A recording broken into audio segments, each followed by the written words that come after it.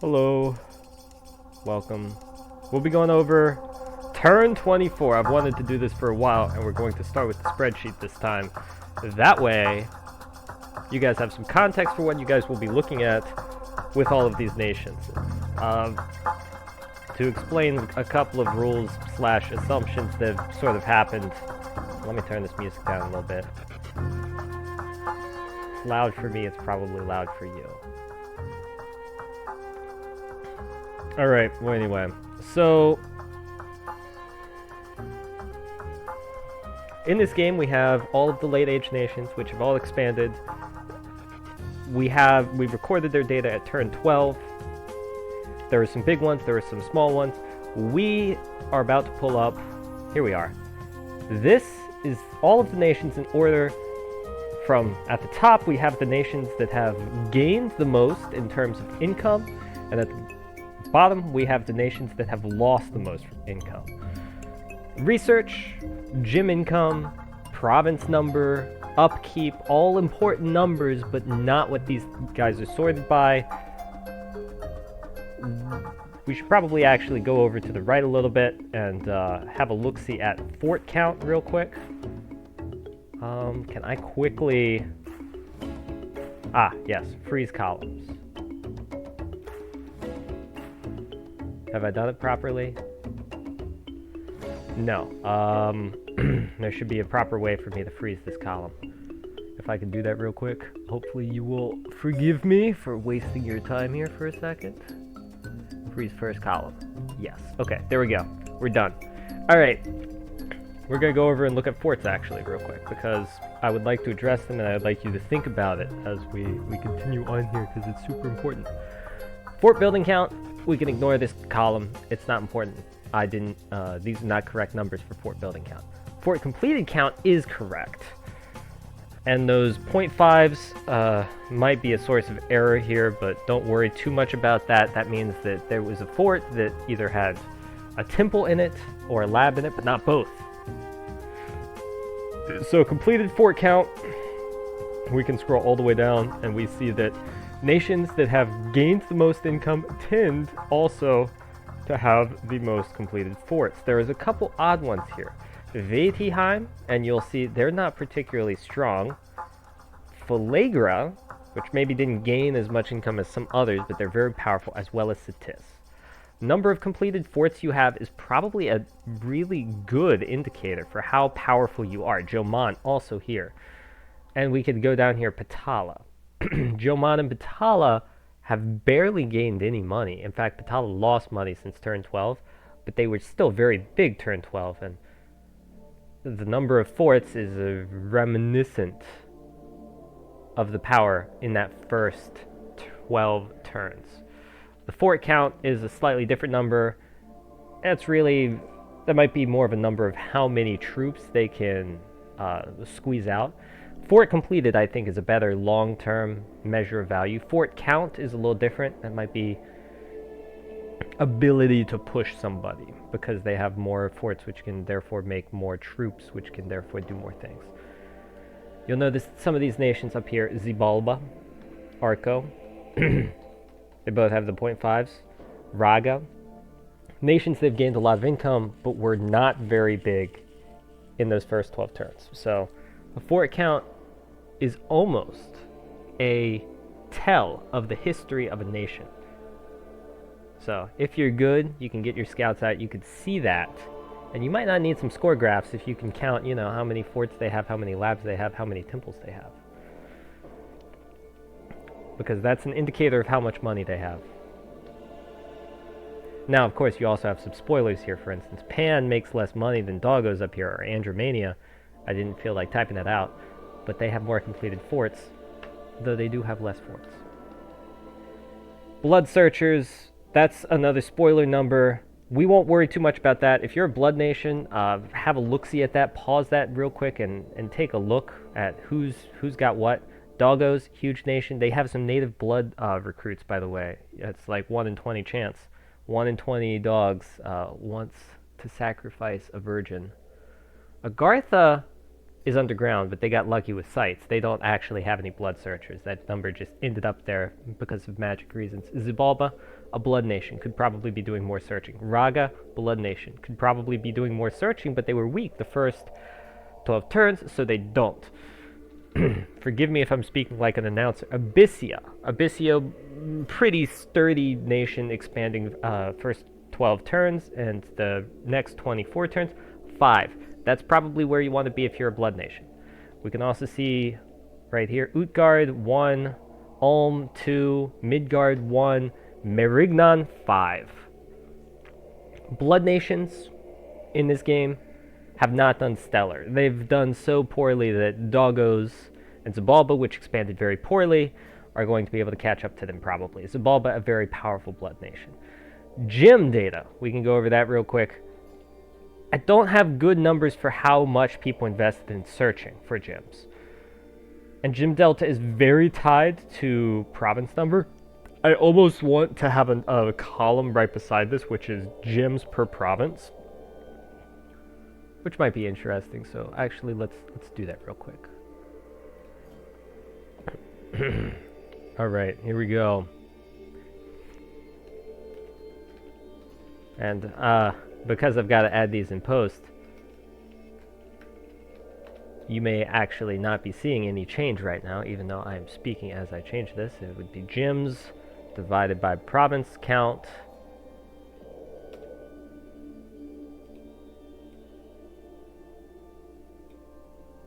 Oh, but that's gym delta per province count. Oh my goodness. What is wrong with me? Gym income divided by province count. And this is super ugly because there are too many figures, so we're going to... Well, why the hell would you reduce the number of decimal places I have? Because decimal places are really annoying to look at, number one. And number two... What? Why are we dividing by 0? Oh, because for some reason, man doesn't... They should be 22, I believe. Well, anyway... Yeah, so here we go. We can finally look at these. We can see that some of these nations with the highest gym per province count are the ones that are dying and are on their fort. We do have a funny one, Merignan, who has apparently crazy gym income for their 15 provinces. I guess we'll have to look at that one. That's probably pretty statistically significant. Speaking of which, let me put our averages. And if you trust the standard deviation calculation of a random person on YouTube, well, we've got that as well. I don't trust the standard deviation here, honestly. I'm looking at this 1. That's a no good. That's a no bueno. It's probably because of all of these outliers that have one province and their capital gym income. 1 or 2 provinces. Alright, well anyway. I do trust the average here, though. The average might be actually a little bit generous. Raga is an odd one out because every time they build a temple, they get an extra gem. TC. Okay, TC. Kind of small. This number, I don't think properly captures the amount of investment in gym searching that has been done. Really, gyms are so random that I don't think that there's a proper way to control for it. By the time you get to turn 36, there might have been enough searching for an investment to really have appeared to be a return. Piconnier, for instance. Well, that's because they're so small. Alright, well anyway, Gym Delta may be a more interesting number here. We can see Merignan had apparently 14. I'm really gonna have to double check that. 22 on Merignan sounds like I may have, there might be a typo.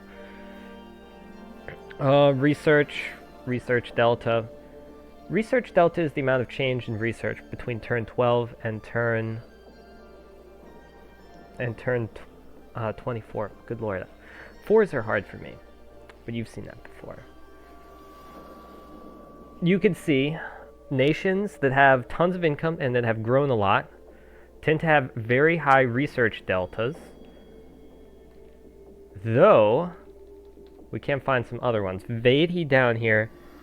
Well, I should say, nations that have decent numbers of forts have pretty big research deltas.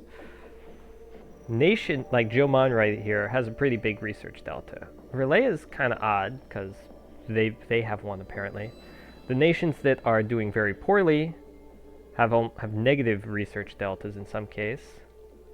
Man's at war, Abyssia is at war. Utgard also at war. Lemuria is Lemuria. They're odd. TC was just weak to begin with. And Xibalba. That's actually really surprising that Xibalba has such a small research delta, because they did get huge in that time.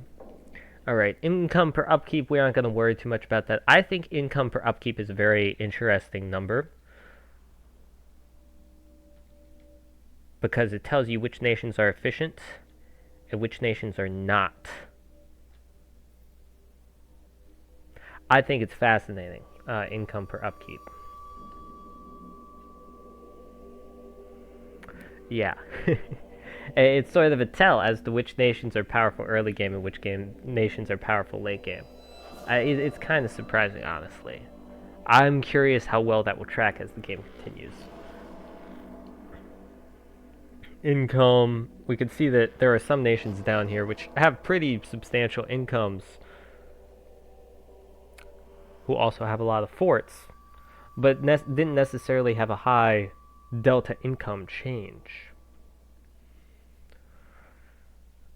Alright, well anyway, and if you trust these numbers down here, we'll go down here and we'll talk about the top 15% of all of these games. So, between turn 24, if you are playing a nation in Dominion 6, and it's multiplayer, and everybody's kind of just a muppet and they don't really know what's going on here, there, or the other way around, then have a solid look down here and see that your province count is probably going to be 16 to 17 in one of these games. Your upkeep, your income, probably 2,200. Your upkeep, probably 617. And we can keep going. Your research, maybe about 200. 200 turn 24. Keep that one in mind. If you've got that, you're probably average on your research. Your gym income of 11 to 12 is probably average at this point. And then we can keep going. Let's see. You might have one blood searcher.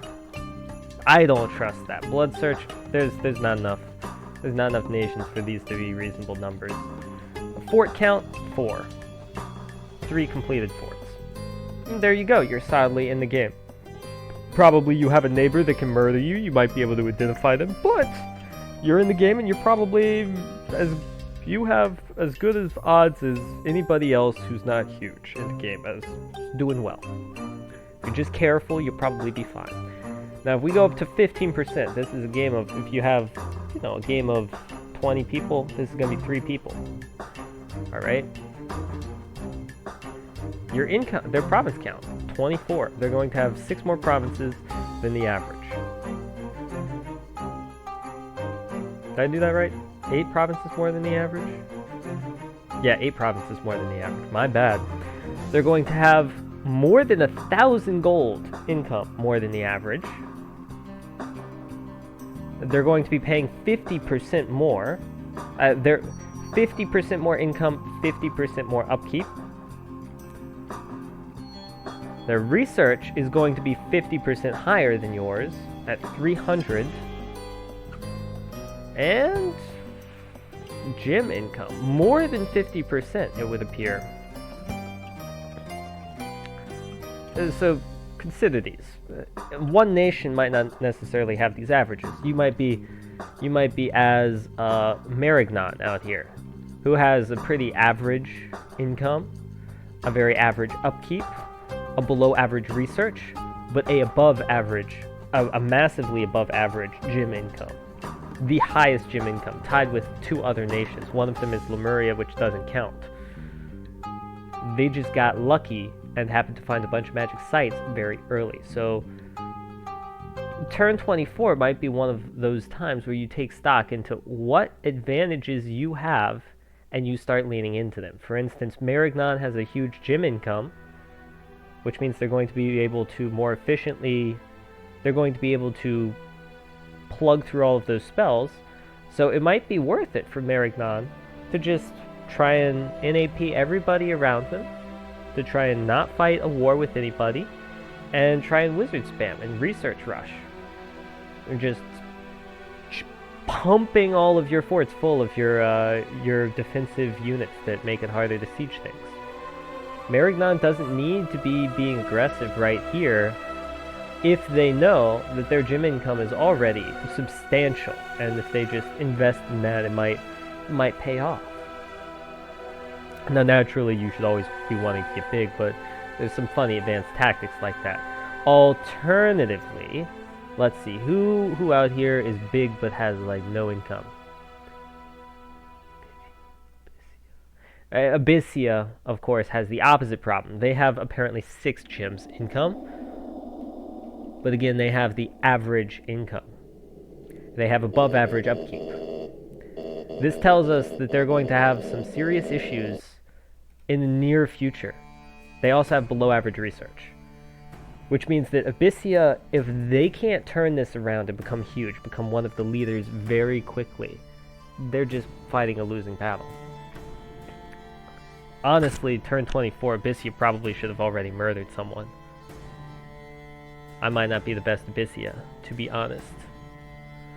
But that's what these averages, that's what these incomes should tell you. We could even go... Let's see, who's got a bunch of provinces but no income? I believe Utgard. Where's Utgard? Utgard, 24 provinces. That's tied with Pan, who's at the top with 4,500 income. Utgard, oh, pardon me, 20. That's a little bit less. That's a little bit less impressive. But Utgard, 20 provinces, 2,100 income. That's less than half the income of Pan, despite only having 4 fewer provinces.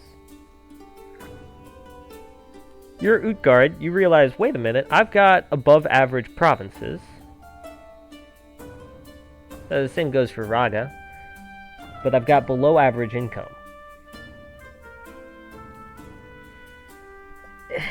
Your decision might change things. You might think, well, I guess my neighbors might think I'm scarier than I am because they don't know my true income. And I guess I'm weaker than they think because I don't have the same income as they do.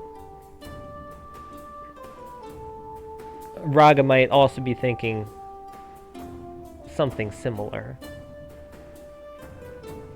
Most of the nations that have 24 or more provinces, unless you're in Lemuria. Lemuria is an odd one.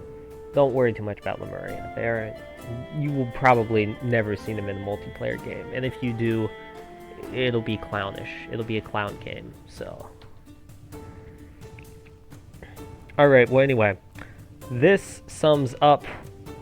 I also marked Dormant and Awake Pretenders on this, but we aren't going to worry about that. I guess I should bring you on over and you can look at the NAP count. I guess my funny little logic over here for Dormant, Awake, Pretenders, and bumps. But bumps don't matter. Thrones don't really matter. NAP count kind of matters, kind of interesting. I'm not sure how that 0.5s got in there. Are those pending NAPs that have not been answered?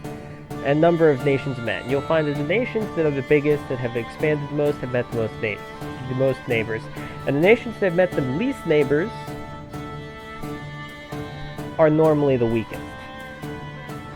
So, just keep that in mind. War count, this is game reporting war count. You'll see that Lemuria is at 5, again, because they're a clown nation. Don't worry too much about war count, because I don't think that's as the game counts it, not as a player might count it. Anyway, that should be all of the Excel sheets. And so now, we can burn through all of the Dominions nations. And we're just going to go from top to bottom real quick, and we're going to go over them all as fast as possible.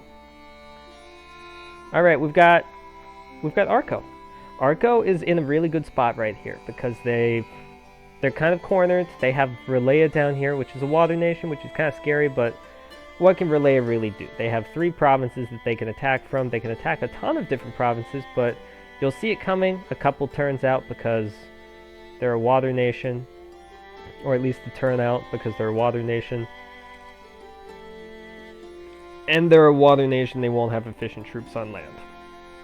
Plus, your Arco, you have Astral, you don't have to worry about them mind hunting you into oblivion.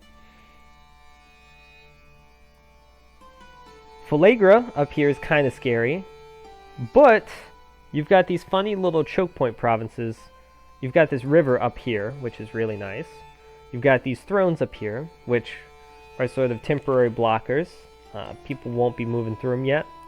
And then you've got these 2 provinces and this province. This province is kind of a choke point to attack through here. And these 2 provinces, you can kind of just lose them and not really care. You lose a water gem if somebody takes it. You might lose more gems because you're searching this one. And then there's up here. But all of these, Falagra and Arco probably won't want to fight each other because they've got really narrow fronts. Which means that if somebody wants to push through, they're probably going to push through with a huge army and then like build a fort here and then try and take these provinces before they start trying to zerg towards a capital or forts or something. So there won't be any massed... For instance, Utgard over here could probably they could have a big army here, split up here, here, and here, or just here and here, and they could take these 2 provinces one turn, and then cut you off and siege this. And one of the advantages of having a wide border is that it makes it really easy to put a bunch of armies all on one attack early on and seize a bunch of land without a coherent response from the opponent. Falagra and Arco don't really have that ability to attack each other, even though they would appear to have a large front, because the front is actually deceptively small. You'd have to move through these 2 provinces and then move to this province, or you'd have to cross this river through this province, or you'd have to move through this province. And those are just so spread apart that attacking all 3 would kind of be a pain in the butt, or attacking through one would leave you vulnerable on the others. So the front over here, Utgard, is the only rational front I can think of that would be where war could be fought. So Arco's just kind of in an inconvenient spot for their neighbors. We've got down here, I mean, Arco's even got this little like pocket cave, which is crazy because these cave provinces are pretty good. And then they've got Femine down here, which again has a fort right here. They also kind of have the cave, but they're at war with man down here. So Arco in a safe position right now. Tons of income, tons of super income-dense provinces. They're just happy to sit and spam wizards, and that's what Arco wants to do. Some wizard nations get this sometimes, but it's kind of rare. And I'm taking too long on Arco. We're going to go to Falagra real quick. Alright, Falagra. Right north of Arco, apparently much larger, but the income is about the same. They are at war with Bogarus, and they're probably going to attack and murder Bogarus here.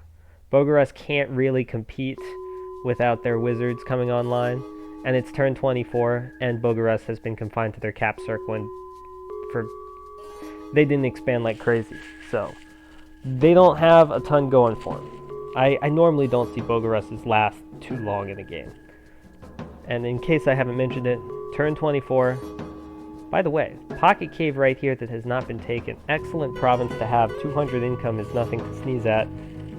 You should totally take the Lost World, which apparently is a cave all by itself. Falagra should.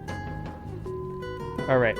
But yeah, they've got tons of forts. They're pumping out tons of Cyclops troops. And they're just stomping down Bogarus, and Bogarus can't really do a ton about it. Pangea.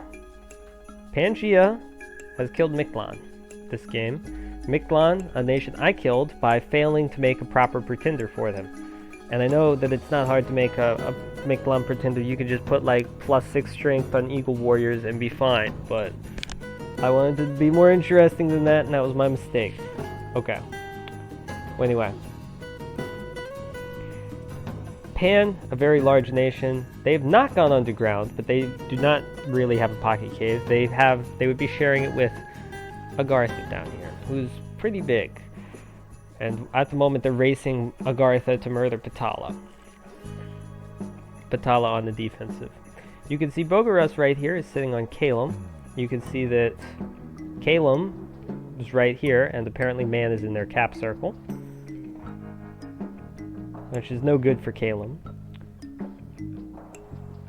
So, Pan looks to the left, sees conflict in Kalum, and thinks to themselves, oh, well, of course, I've just murdered Mictlan, I have armies over here, I may as well just move north and eat Patala before, you know, these guys down here eat Patala. So Patala will be in a rough spot for the foreseeable future. Midgard, also right here. Having forts like this only 2 turns away from Midgard's capital, it means that Midgard is in some serious danger. So Midgard probably wanting to ask Pan for an NAP at this point, or attempt to approach NAP with some diplomacy plan, harebrained scheme to eat their neighbors such that Midgard can survive. This is diplomacy. This is a game that I'm playing against myself, though. Big ticker there, which means that diplomacy here is going to be very odd, and wars are going to be very all over the place. I try my best to forget my turns before I take more turns, but ultimately I'm not going to be able to forget everything, sadly. And I still need to go back, I think, and properly adjust these nations so that they use all their gold and don't use none of their gold. Pan has been rather diligent in site searching all of their locations. But to be honest, a big portion of their gym income, I believe, is 19 at the moment. It comes from having 2 capitals.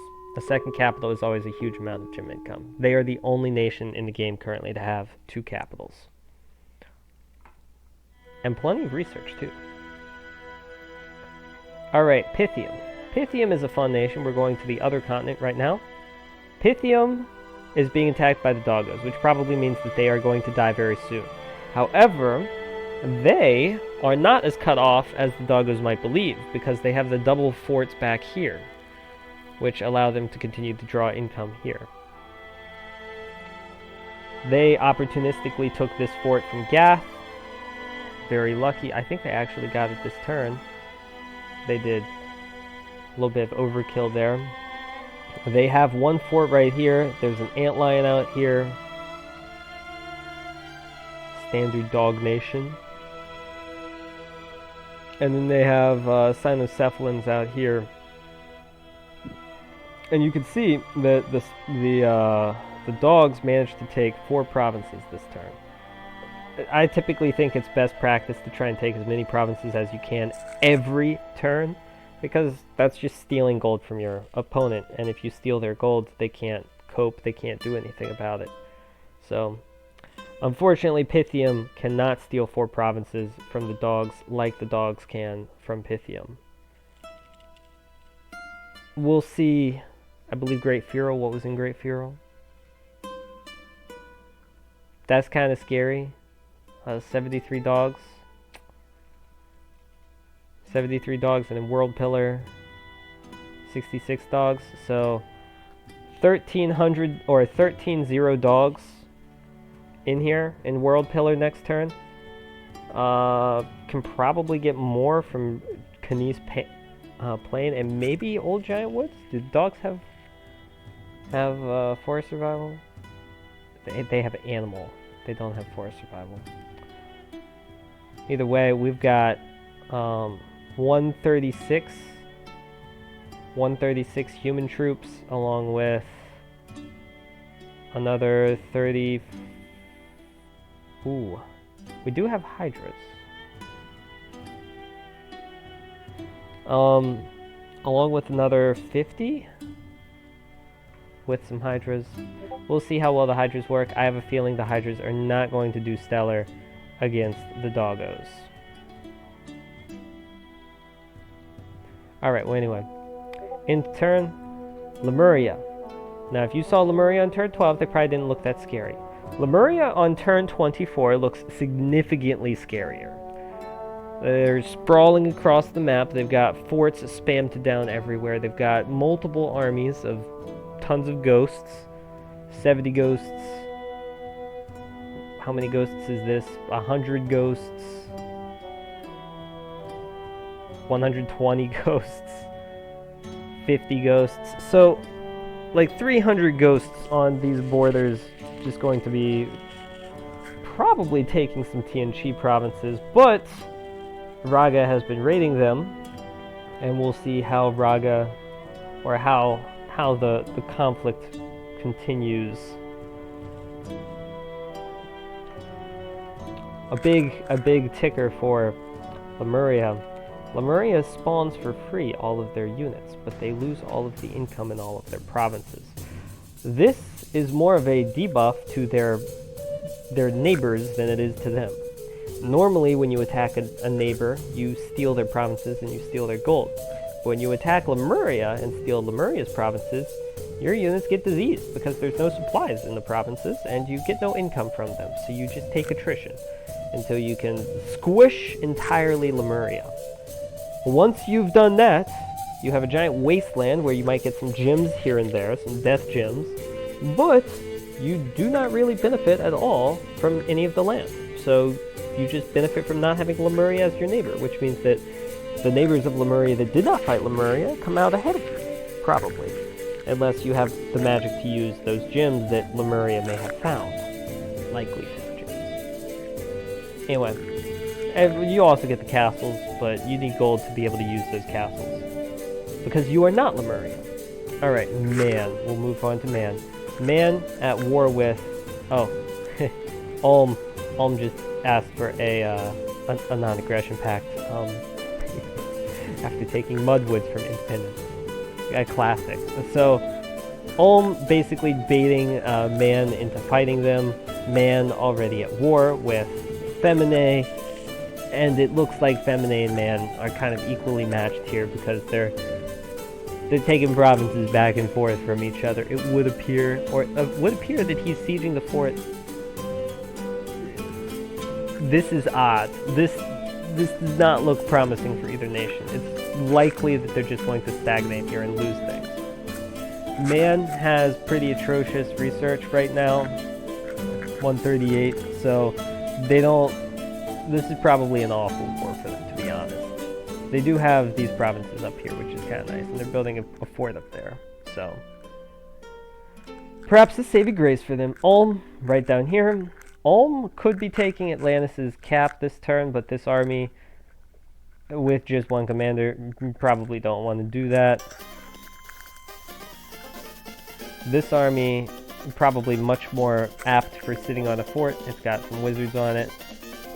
And how awkward, we've got these guys who... Wow, I was really going to end the turn just leaving these guys behind, huh? Oof, that's kind of scaring me. Alright, well anyway, a commander must have died in Mudwood or something. What was even in Mudwood? Necromancer, Long-Gun Warriors. Yeah, they killed us, dude. Alright, well anyway, Ulm has some Blood Hunters, but they only have 2 forts. The fact that Ulm hasn't died already is kind of a miracle, but they're probably out of the game, really. It's really just a testament to Atlantis' own incompetence, aka my incompetence. Why am I trying to infiltrate? Didn't I already? Yeah, I've already infiltrated. Mr. Sir, what are you doing? Alright, well anyway, I shouldn't be taking turns. I've already taken my turns. I should just cope with them and not second guess myself. The fact that Atlantis has not murdered Ulm is a testament to my own incompetence, but Atlantis did first year war Ulm, and that didn't work out very well. Alright, let's move on. Agartha. Patala moved down here. Agartha had an army right here after taking the throne, and so Agartha just stepped on Patala right here, and we've got the war going on right now. You can see Patala has pretty huge armies, or at least sizable forces just sitting around here and there, except right here. Agartha doesn't know how big Patala is. They just know that Patala is right here. And so the knife fight has begun. And by the way, taking this province is basically what convinced Pan to attack over here. It's a sign of weakness, really, when a cap circle is taken and not immediately taken back by Patala. So Patala showing weakness in the face of Agartha. Agartha, huge underground. This map, by the way, in case you did not know this, is too big for 29 nations. It should probably be about 30 provinces smaller. But the caves have unfortunately generated to be way too huge, in my personal opinion. The cave, in my mind, Agartha should maybe have this much cave, Xibalba this much cave, and Abyssinia is over here, but they should have maybe this much cave. Like, sure, you can have the 3 nations in the cave, but they can't have this much cave. This is tons. This is crazy. This is just clown material. Agartha has a huge advantage on everybody just for spawning in the caves. But anyway, they also got lucky getting this guy who has site searched all over the place and found tons of gems. By the way, forts, or I shouldn't say forts, thrones will always have extra gems. And caves in general tend to have extra gems, or at least they used to. Maybe it's changed. There's been plenty of site searching though, and Agartha has great scales. So, it's gonna... Things are looking up for Agartha. The research, over 300, very good. Marignan. Marignan has just been attacked by Abyssinia. Abyssinia needed to attack somebody, and I'm surprised that they didn't until now. Marignan has been struggling, trying to take Erythea's capital for a while now. And then most of their... So, gem income. Like 50% of it is glamour gems. Maybe not what you want as Marignan, but you can recruit these guys. So, not really sure what to be doing with glamour magic yet, but we will learn. I know some funny things you can do with glamour magic. So, but without a monster to cast some Lacrimon, I would not know quite what I should be doing.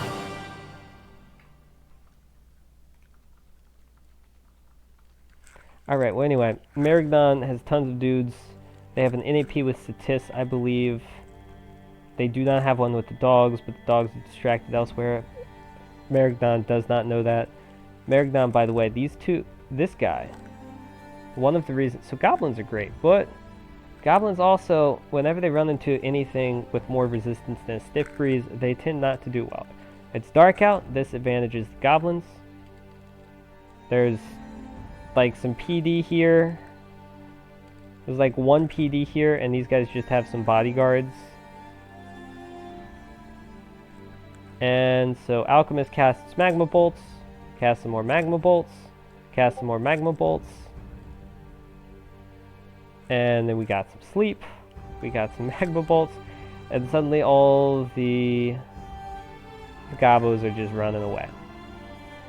And all it took is 2 wizards with some bodyguards. The bodyguards didn't even need to do anything, so it really just took the 2 wizards. And the goblins run away. Excellent raiders, but they tend not to work out too hot. Marignan, by the way, completely whiffing on the research, but they do have multiple forts where they can just recruit people. Alright, next stop, Abyssinia, directly beneath Marignan. This is maybe a more rational sized cave for a cave nation. They got a fort, they got a couple forts, but they are Abyssinia, they're deaf, they're running out of income. They never took this province, very sad, mostly cavemen. They can move over here to Ark of Skephalae, which is probably a great bet for them to murder if things go south with Marignan, but they're probably going to be able to take Miskeza. They've got quite the sizable. They've got a sturdy army right here. And they've got all these guys. A lot of them are gobos, though. Goblins might HP route or something. Would be good. They have like no gym income, which is really sad. Now, I don't really know what they should be doing with their gym income, honestly. Abyssia. I mean, maybe twice born on these guys. That'd be nice, but fire magic? I've never really explored beyond alchemy. So, alchemy and elementals.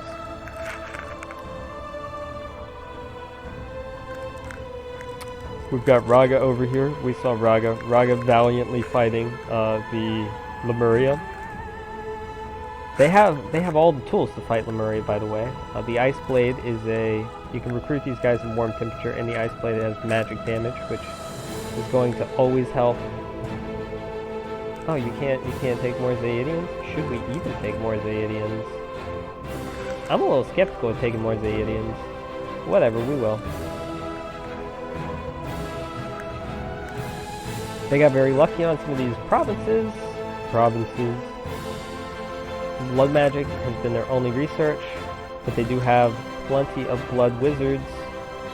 I'm not sure what their next research is going to be honest. But they got very lucky with site searching. Raga did. They're sort of a success story. Tianchi and Raga both expanded very poorly in the first year, but expanding so poorly basically meant that they didn't really want to conflict with each other. If Raga had expanded much bigger, if they were like out here by turn 12 or something, and they saw Tianchi was as small as they were, they probably would have gone and backstabbed Tianchi instead of fighting Lemuria. Whereas, instead, they got like right here, saw Lemuria was right here, and Tianchi were like fighting over this. And so, why not just fly a bunch of Zaedians over here, take all of the provinces over here, and just become huge.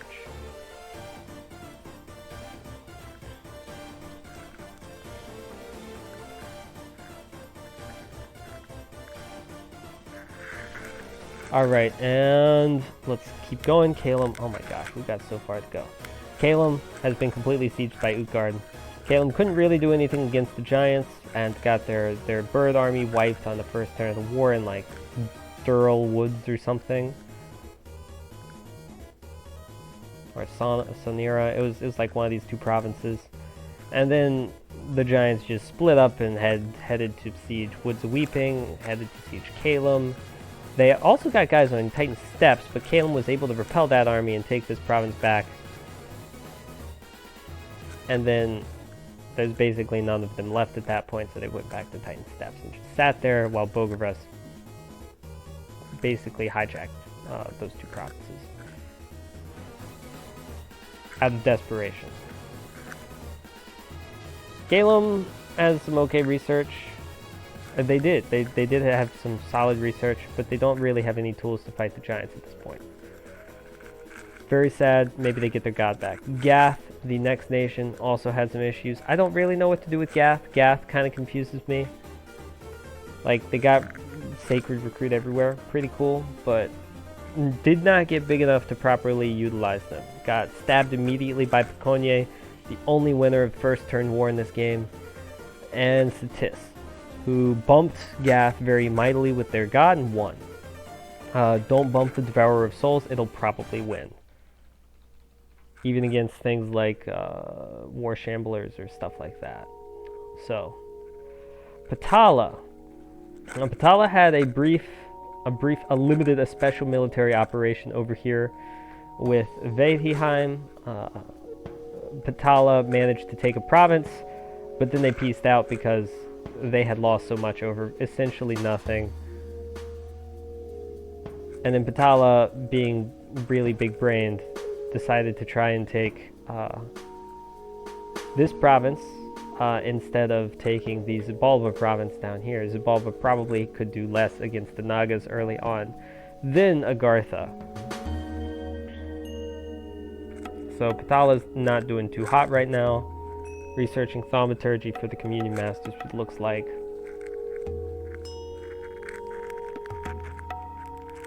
But other than that, they do have quite the interesting god. They've got some decent research. Alt 4 is nothing to sneeze at, especially when you get Curse of Stones. Curse of Stones is pretty good, but they would have more like 200 research if they weren't moving all of these guys next turn. So Battala not in a stellar situation, and of course they're going to have to push Pan back as well. They can't just sit here and rest on their laurels here. There are no laurels to rest on really at this point, but Battala will have to figure something genius out to continue winning. TC over here losing provinces to well, taking a province back. TC very small, basically irrelevant. Got one of the worst events in the game. Has a terrible Awake Expander Pretender that didn't really work. They do have some magic sites here, though. That's kind of nice. They didn't take Lightport because they can't cross the water right here, and they'd have to take this province to take Lightport. I would play TC very different in the future than this. This is Miquelon, but much slower death. Jomon, another nation that has suffered from poor luck. This got sieged by some pretty nasty independents in a bogus Troll event. Trapped some dudes in the fort there. They can finish building the fort for sure, though. They did manage to get some forts up here, there, and everywhere, and they have site searched a surprising number of places. They got 2 nature gems here, or they got 1 nature gem here, but that was taken by Midgard. And then their god also bumped some Zayidians here and died. Raga very graciously, and perhaps wisely, didn't attempt to murder Jomon at the point because they only had like 1 army of Zayidians. I'm not sure who would have won, but it would have become a 3-way cripple fight right here, here, and here, which probably would have just resulted in everybody investing in tons of PD and eventually Jomon coming out on top to get eaten by a neighbor somewhere else by like turn 40. So I should also mention Jomon underwater. Very importantly, Jomon needs to get underwater. However, there just happens to be a Relaya army right here, which probably looking at these 2 nations will think Jomon underwater or Sitis underwater, and take Sitis underwater. Or not probably, but that's what I think. And because I'm playing all of these nations, it's what I'm going to do, which makes it really hard. Makes it really hard to play against yourself in a rational way.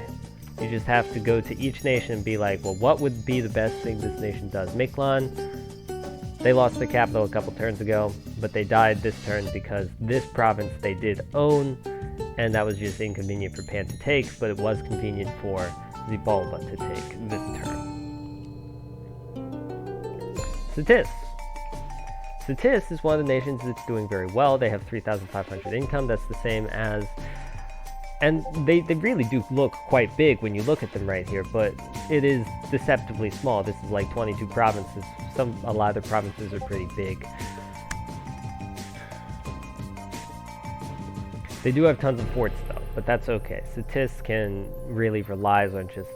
They're kind of the nation that could build tall. They just build a bunch of forts, summon a bunch of skeletons, get a bunch of death gems, hopefully more death gems, and keep going. It's really all they care about, death gems, this Sitis. The living death nation. Alright, Midgard, let's keep going. Midgard doing very poorly, but has managed not to die, and has managed to snake it their way around. They're not the worst. TC, for instance, Tianchi is probably worse off than this nation is. They've got an army, and if Jomon makes a wrong move, they can probably take a fort. That being said, Pan down here with the triple fort. Well, I guess this one can't actually get over here, but the double forts on your border, that's pretty scary. That basically means that at some point in the near future, Pan is probably going to murder this nation, which means that this nation needs to figure out how to properly deal with Pan, and evocation spells, ways to kill Grove Guards, Mind Hunt. Mind Hunt's okay against Pan. I don't think that Midgard can properly Mind Hunt against them. Bogarus, I mean, they're going to take this province. They've got 35 province defense here. All of these guys are moving. Seducing some commanders. Maybe they can avoid getting properly sieged right here if these seducers work. By the way, because of the low morale of Falagra, these guys actually work against Falagra. They're kind of mediocre against a lot of nations, to be honest. But human troops and weak-willed troops, it works pretty well. They've actually already gotten this guy.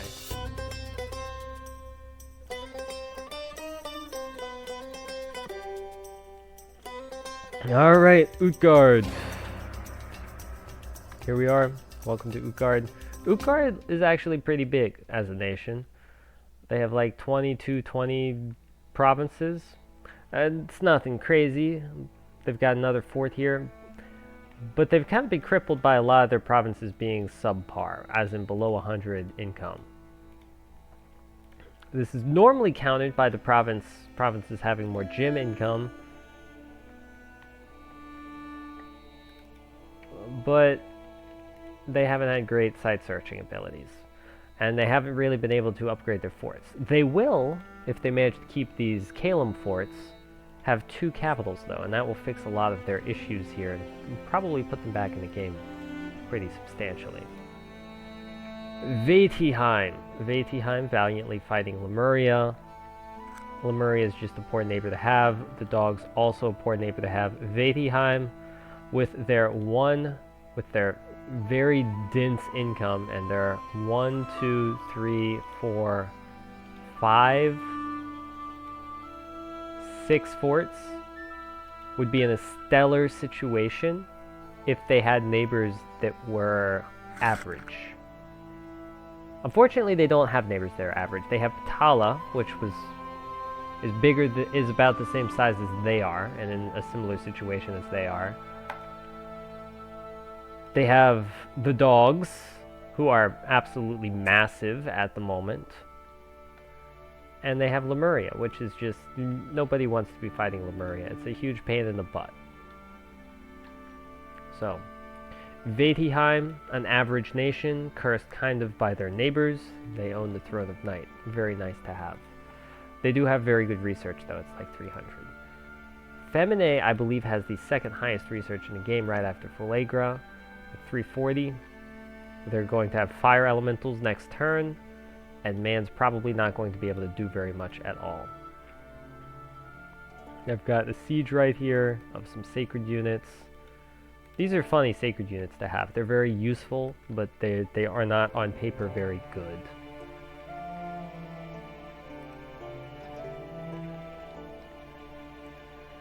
Oh yeah, I should show you Femine's research. I did show you Femine's research. Femine also been site searching pretty consistently and has some gems.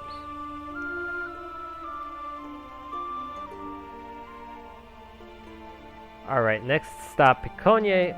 Piconnier, the dudes are so small. I don't really see a lot of future for Piconnier here. It's likely that they get into a conflict with Satis in the very near future, or Pythium in the very near future. Against Pythium, they'll probably do fine, unless they meet a Hydra, in which case they're going to lose tons of dudes. And against Satis, they might do okay, because they are going to have really high attack density and really high defense skill. But they just don't really have the goal to compete with other nations at this point. Andromania, the biggest nation in the game currently. And this is to be expected. Andromania expands very well. The dogs are very efficient units. Even if gold-wise they cost a lot. I was apparently hearing that people like to use the 35 dudes. I think that they're kind of a waste of gold because they have the bodyguard trait. These guys kind of better if you want to use that, but honestly, I think these guys are the best investment. against human troops, at the very least. These guys are better against monsters, because they're going to have higher strength. But yeah, dogs are absolutely huge this game. Tons of forts, tons of recruiting everywhere, and they can use all of their gold. So they're going to have just more wizards. I should also mention they have Ulm, which is a absolutely crazy province to have, a 400 gold province, basically a capital. They should build a fort there if they can. All right, now Erythea. Erythea has benefited from Maragnon's incompetence. Maragnon did not take this province. Erythea had enough income on their capital and low enough upkeep that they were able to hire a mercenary cavalry company, which may or may not be able to take Darkwoods properly. We'll see what happens. And then Erythea down here. Erythea actually has some really good troops on the inside. Having 80 crossbowmen defenders and 40 hoplites is pretty disgusting.